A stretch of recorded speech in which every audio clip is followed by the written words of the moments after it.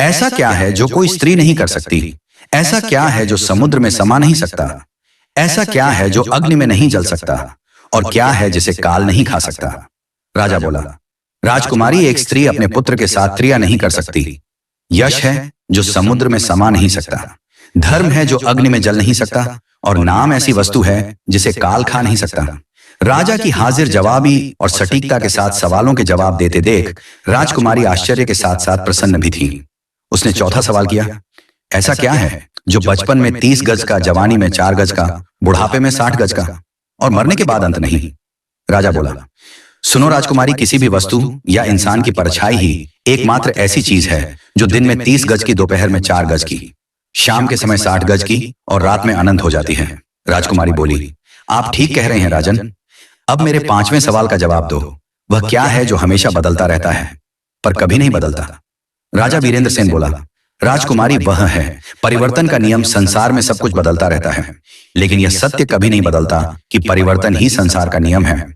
जो इसे समझ लेता है वह जीवन के उतार चढ़ाव में शांति पाता है। राजा वीरेंद्र सेन के जवाबों से अब तक पूरी तरह संतुष्ट राजकुमारी कहती हैं, बहुत खूब राजन, अब मेरे छठे प्रश्न का जवाब दीजिए। अगर हर चीज पहले से तय है, यानी हमारा भाग्य, तो फिर कर्म करने की क्या जरूरत है?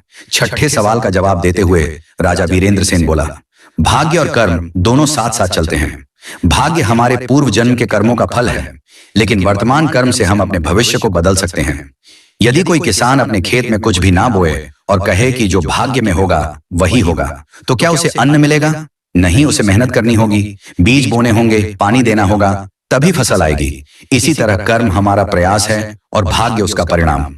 राजा की एक बार फिर से सराहना करते हुए राजकुमारी ने अपना 7वां प्रश्न किया, मनुष्य को इस संसार में सबसे बड़ा धोखा कौन देता है?